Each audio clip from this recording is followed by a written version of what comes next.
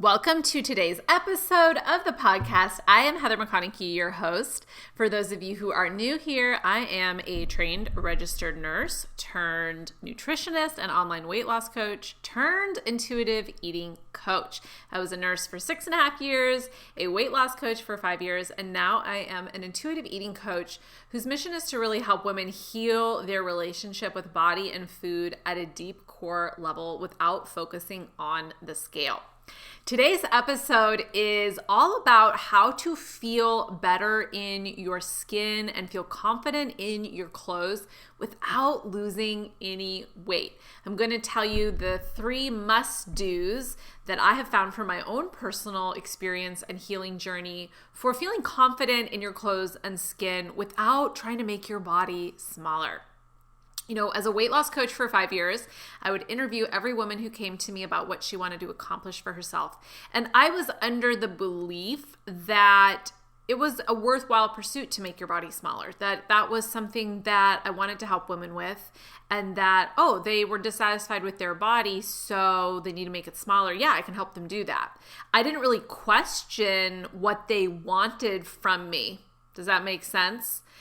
And what's so interesting now, having made the pivot to intuitive eating, is I'm still having some women reach out to me wanting weight loss. And when I tell them I don't do that anymore, and when I tell them that I'm focused on helping them heal at a deeper level, it's like some of them just ghost me. They go silent. This is so interesting to me because this just shows how pervasive diet culture is in our world, how pervasive this obsession that us women have with making our bodies smaller and or keeping them smaller and fitting some type of beauty ideal that has been pushed down to us through generations, through media, through messaging. One of the things that's been so healing for me in this journey is disentangling myself from culture and the world and really questioning and being able to see clearly the myths and the lies that the culture and the world has told me about my appearance, my value, my worth, my body size, and how I look, etc. Okay, so this journey is not easy. I have compassion for you if you are still wanting weight loss, if you still feel like you want to get more toned, if you want to change the shape of your body. I understand and appreciate all those things. Just so you know, I still deal with those thoughts every day. I have to fight against the old programming in my head every day that's like, make your body smaller.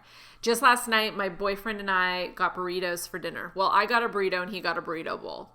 And, you know, what I love about my relationship with my boyfriend Hunter is he is a natural intuitive eater. He never, ever says anything to me about what I eat, my body, my shape, my size, ever. He only tells me things like, you're beautiful, you're so pretty, you're sexy, I love you, you're amazing, you're the love of my life. Like, he never, ever comments on my food or my eating, which has been so healing for me. And last night, I wanted a burrito, and I went to go pick us up food. I said, what do you want? He's like, you know what? I just ate some pasta. I'm really craving some greens. We get me a burrito bowl with like rice, chicken, veggies, lettuce. So I got him that. I got there, and I was like, the old me in my head was like, oh, should I also get a burrito bowl? Like, should I just get lettuce and chicken and pico and guac and vegetables? Even though I don't want that. I don't like burrito bowls. I like burritos, okay? I want a tortilla with some rice and some chicken and some queso and some sour cream. And that's what I got. That's what I ordered. I ordered a tortilla with rice, chicken, queso. I know that sometimes that burrito is too much food for me, and if I eat all of it, I will feel overly full. But last night, I was hungry, and I tuned in as I ate that burrito, and I ended up eating the whole burrito, and I felt great. I did not have any stomach pain after I ate it. I didn't feel overly full. I felt very content, but I did not feel uncomfortably full. I slept great. I didn't wake up in the middle of the night hungry, which sometimes has happened to me. And that's a sign that I'm not eating enough through the day. So I slept through the night. I woke up this morning. It took about maybe 40 minutes for my hunger to awaken. And then all of a sudden, bam, I was hungry again. I had a little breakfast. I had a great workout in the gym. I'm feeling great. right? And this is what's possible when you intuitive eat. You let go of external rules. You become fully attuned to your body. You don't let what your partner's doing affect you. You don't let what society's doing affect you. You're able to be fully attuned to your body. What would be possible for you in your life if you were actually fully attuned to your needs and wants and desires? Not just with your body, with your whole freaking life, okay? So let's talk a little bit more about, if you want to actually heal the root cause of your body dissatisfaction, then you first have to start by being willing to give up pursuing a smaller body. If you want to heal the root cause of your body dissatisfaction, you have to stop trying to solve it by changing your body. Does that make sense? Right now, you experience body dissatisfaction. Oh, I'm dissatisfied with my body. Therefore, I must change my body to feel satisfied. That is a very linear, short-sighted way of thinking about the problem. It's not sophisticated. There's a much more nuanced way to think about what's going on with your body dissatisfaction. It's multi-layered. There's micro traumas from your past. There might be major traumas from your past. There's societal influences. There's messaging from media. There's messaging from your parents. There's messaging from your grandparents. There's messaging from your partner. There's the media you've exposed yourself to. There's your friend group. There's your spiritual beliefs or your lack of spiritual beliefs. All of these are going to affect your satisfaction with your body. Now, I understand that this isn't necessarily going to be easy at all because we live in a world that demonizes larger bodies and idealizes smaller, thinner bodies. I understand that my body is still relatively small compared to many other women's bodies, even though I have gained some weight and I am not as small as I used to be. I feel so much better in my skin. I understand that for many women, they are in much larger bodies, and I don't know what that's like. Okay. So I just want to have compassion and just say I don't know what that's like. And I feel compassion for you.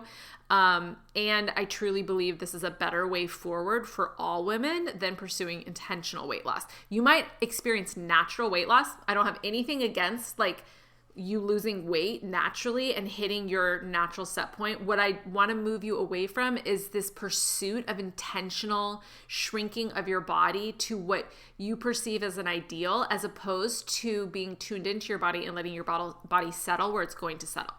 So today I really want to empower you with how to make this commitment to yourself, that you're not going to pursue losing weight anymore and making your body smaller and trying to shrink yourself. You're going to focus on feeling good in the body that you have. Okay, and we're going to do that by the way we take care of our body, by the way we dress our body, and we're going to talk more about those fashion tips in a second. But I want to first talk about, one, you need gentleness and compassion with yourself during this journey. This is challenging emotional work. This is why I recommend working with a counselor and or a mentor who can guide you through this journey. It's like the difference between reading a book about therapy and doing therapy. Right? You can read a book about intuitive eating, or you can work with an intuitive eating counselor. You can also do this on your own in a silo, or you can be with a community of other women who are also pursuing this healing. I believe that it's very hard to do this healing work on your own. I basically was doing it on my own for a year with a counselor, but I didn't have a community of women, and it was hard. And I want to make sure that you have that community to be part of. What helps, I found, is to actually tell the truth and get clear with yourself that actually trying to shrink your body and keep it at that smaller size has never worked for you. One of the exercises my intuitive eating counselor had me do was actually do this dieting history worksheet that I have my clients do now too. And it basically has you go through your history with dieting and actually look at all the times you intentionally pursued weight loss through movement and or nutrition changes, and how long did you keep it off? Right? And what was shocking to me was to be wow, I've actually not kept it off for more than a few years. And that checks out with the science that most people cannot maintain weight loss for years on end. And if they do, they are being very restrictive and they're over-exercising. And I've seen this with clients who've lost weight. What they're doing is over-exercise and or restriction in order to maintain that weight loss because they're trying to maintain a weight below their genetic blueprint, okay? It also helps to realize that it's only going to get harder as you get older, okay? And it's only going to get harder and harder just to diet and then regain. So like even without getting older, it's going to get harder to try to lose weight. Why? Because your body's getting smarter. It's getting more and more resistant metabolically to attempts to starve and shrink it. Have you noticed how the first time that you tried to lose weight, it just fell off you, right? But then maybe you regained the weight and then you were like, okay, I need to try to lose it again. And it became harder. It didn't fall off as easily. And then maybe eventually it becomes impossible. No matter what you do, what program you do, what you do for workouts, how you eat, your body doesn't budge, okay? And that is when you will hit diet bottom, okay? Or you could hit it in a different way. Like I hit diet bottom by missing food and having binge eating episodes and just feeling this enormous amount of pressure on me to look the part of a nutritionist. I was like, I can't do this anymore. I don't want to do this. This isn't who I am. And I don't want to help other women be obsessed with their size and their bodies and appearance long term. I want to do the deep inner healing work. I love helping women feel good in their skin. I love helping women feel energized and confident and strong and sexy. I just don't believe that you need to intentionally pursue altering your physical appearance by making yourself smaller to do that. So when you hit diet bottom, just like healing from any addiction, you'll be ready to change, all right? So like you got to hit rock bottom with your history of dieting in order to be ready to change. Otherwise, you will resist this work. Totally fine if you're not there yet. I get it. Just like someone recovering from alcohol addiction, like they got to be ready to change to make the change. No one can make you do this work. But I want you to get that pursuing the thin ideal and pursuing making your body smaller is an addiction. Is something that ultimately harms you in body and mind, yet you keep pursuing it. That is the definition of an addiction. I'm going to say it again. It's something that ultimately harms you in body and mind, yet you keep pursuing it. That is the definition of an addiction. But look, it's not just you. Don't beat yourself up. Don't make this like all about you and feel bad about you. It's our society as a whole is addicted to appearance. Our society is addicted to status. Our society is addicted to materialism. It's addicted to the pursuit of weight loss. We're communally addicted to shrinking our bodies. It's like a cultural spiritual sickness. Only when you realize that, one, you have a problem, and two, you no longer want to live that way because of the pain of staying the same is greater than the pain of change, will you be ready for this healing journey, okay? Only when the pain of staying the same is greater than the pain of change will you be ready for this healing journey.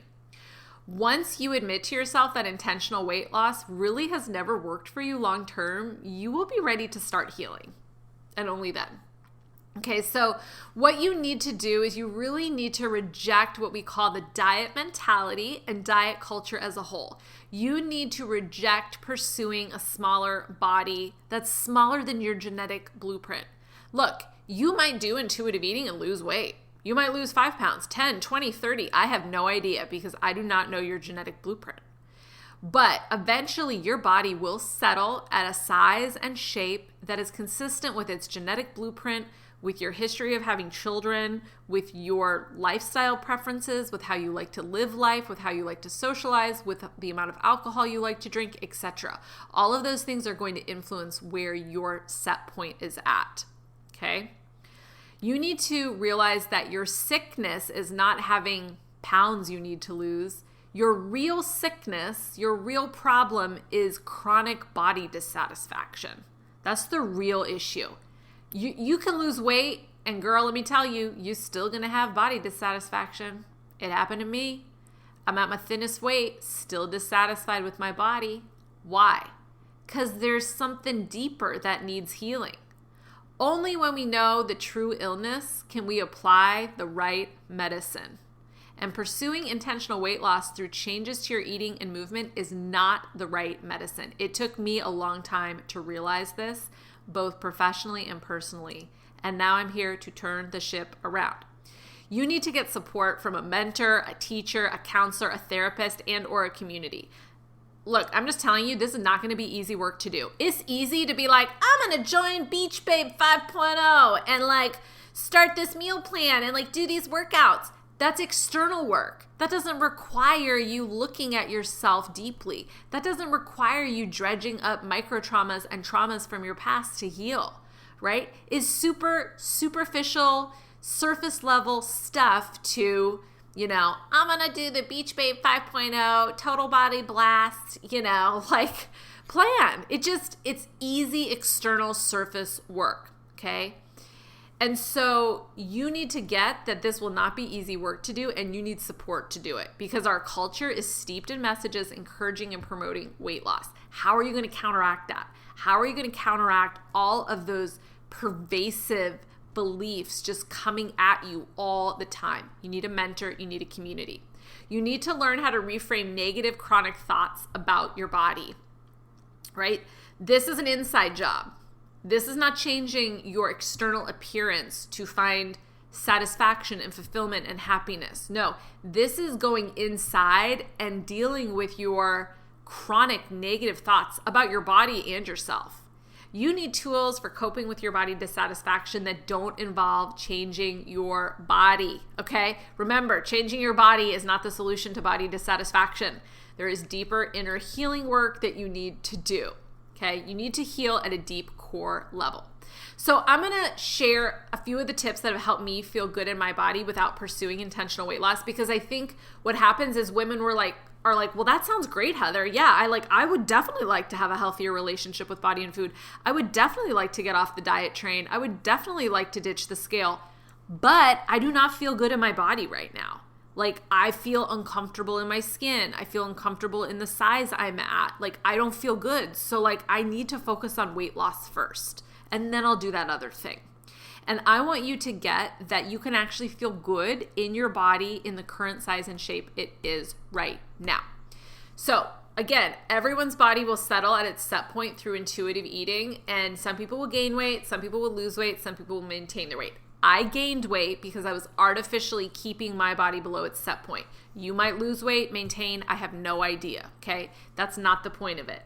But I can tell you that despite gaining weight, I feel great in my skin. And not just because I gained muscle. I didn't. I gained fat too, okay? But I am following these tips, and this is what's helping me feel great in my skin and continue my healing journey with body food and not go back to dieting behaviors. Number 1. Buy and wear clothes that fit, okay? If your clothes don't fit, you don't need to fit back into your clothes. You need to buy new clothes. Do not try to change your body to fit old clothes in your wardrobe. This is a recipe for misery, okay? Misery, I'm telling you. I hate thinking of women with a pair of jeans in their closet as motivation to shrink their body. No, you are not the problem. The jeans are the problem. Instead, size up, girl. Get your current waist and hip measurement and chest and purchase clothes that fit your now body. You don't need a scale. You can throw that away. You do need a tape measure because it's going to be difficult to know your size if you shop online, okay? If this tape measure triggers you and it's better for you just to go to a store, you can do that and try on clothes of different sizes, but I've just learned to not get triggered by the tape measure. My waist has gone up, my hips have gone up. It's cool. I'm going to feel good in my body. I'm healing my relationship with body and food.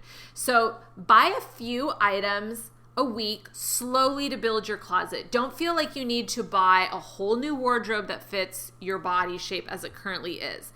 I also don't recommend throwing out your old clothes that don't fit you unless you truly dislike them and it disempowers you to see them. Look, our bodies fluctuate. My body might get smaller again, and then I'll have thrown out all the clothes that fit that body.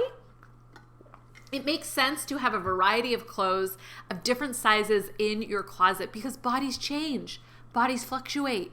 You could get pregnant. You could lose the pregnancy weight. You could get sick. You could build muscle. You could, who knows? There are many things that can impact your body shape and size. Okay, so instead, pull out the clothes that maybe don't fit you right now, put them on an upper shelf. You could donate them, sell them if you want to, but I like to just kind of tuck them away in case in a year I want to wear them and they fit that current body. If they don't, it's totally okay to get rid of them, but I recommend having a variety of clothes in your closet of different sizes. I also love to buy things like dresses, jumpsuits, and spandex shorts and leggings that can flux up and down with my body if it changes.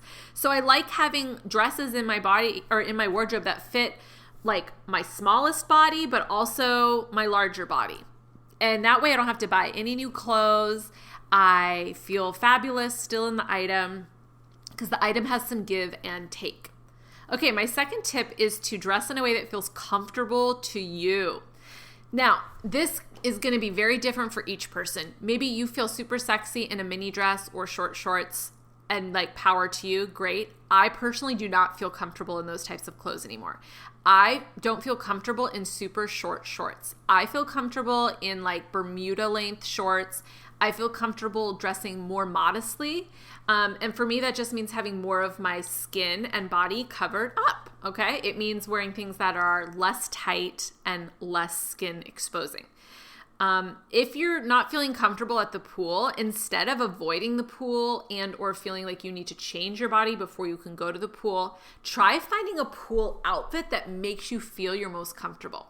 Like for me, sometimes I go to the pool and I wear a bikini top and biker shorts that I can get in the pool with, that I feel comfortable in. Sometimes I like to wear a sarong. So I wear a bikini with a sarong around my hips. I can wear it as a dress. I can even drape it over me. And I do this because I actually prefer to not have the gaze of strange men on me, strange women. Like I just don't believe my body is for other people to gaze at. And like, it's almost like it's not for me to gaze at either and assess and judge. So I feel better if I have more covering on my legs and my lower half and being more modest. This isn't like some moral have to. Again, this is about tuning into what makes you feel comfortable. So instead of dressing with the trends or how other people are doing it, find a way that feels really good to you. My third tip to feel confident in your skin and in your clothes is to take great care of your body and self. You don't have to lose 1 pound to take great care of your now body. Like maybe for you, it's using self-tanner. Sometimes I do that, or lotion or makeup, or doing fun new hairstyles. I love to wear perfume and get my nails done and get my hair cut. I love to do gentle yoga and drink herbal tea and light incense and take rest breaks to make me feel great in my body. I love to use heating pads and sit on my couch and work on my computer or take the dog for a walk to feel great in my body. I love drinking lemon water all day to feel great in my body and winding down at 9 p.m. to go to bed at 10.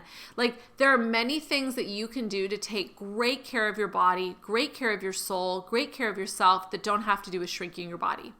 Like I exercise every day. I find a way to move my body with attunement every day. Some days that means like gentle stretching and that's it. Some days it means a walk and that's it. Some days it means an intense workout and a walk. Okay, I'm attuned to my body, but that is a way to take care of my body. I don't exercise to change the way my body looks. I exercise to feel good. Is the way my body looks, might it change? Yes, okay. But that's not what I'm setting out to do with it. And I'm not going to change my eating and my preferences in order to fit into some mold. I'm going to just naturally let the chips fall where they fall. Does that make sense? Okay. So I challenge you today to ask yourself, what can you do to take great care of your body and self that makes you feel great this week without changing the size and shape of your body or being overly focused on that? Okay, I hope these tips helped you. Remember that it's not easy work to give up pursuing intentional weight loss and a smaller body, but it is worth it. The permanent, deep healing that you will experience is way better than any temporary, superficial weight loss that you might experience. If this episode was valuable to you, please rate it, give the podcast 5 stars, write me a review. I would love to hear how the podcast is helping you.